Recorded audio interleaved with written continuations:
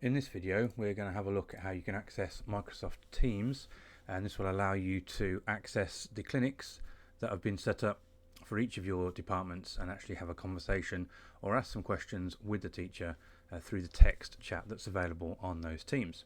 So we're going to assume that you found and logged in to Office 365, and if you're not sure how to do that, have a look at one of the other videos that guides you through that. So once you're in, you've got all of your different shortcuts just here, and obviously we're going to go to Teams. So we're just going to click on Teams, or as we mentioned before, if you click on these little dots up here, Teams is part of that menu as well.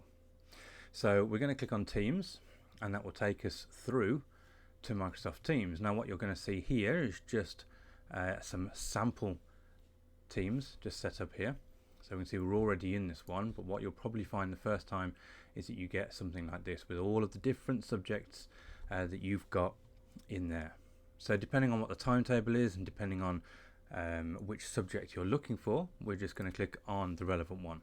So we're going to assume that this is the clinic that's currently open or will be open very soon, and the teacher will be around to answer any questions between those times that have been set out on the timetable. So all you need to do is type your question. If you've got any question about work that's been set on Doddle, if you're not too sure about which file to start with, or you can't find the work, or you've accidentally submitted it and you'd like it to be unsubmitted so you could actually complete the work, then you can ask away. And keep a lookout for these little announcements here, these big colourful bars that will tell you when the session starts and when you can ask a question. So click in that chat box at the bottom and just type your question.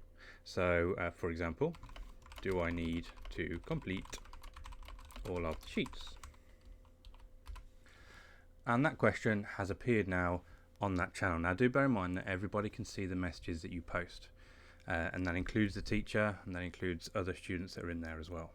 And what you'll find is that pretty quickly, as long as you're within those time slots, your teacher will reply. So in a moment you'll see the teacher's reply come up, and there it is. And you can then, if you want to, reply even further and ask another question. And if you've got a question that's related to the question you've already had answered, use that reply option. Don't start a new conversation down here.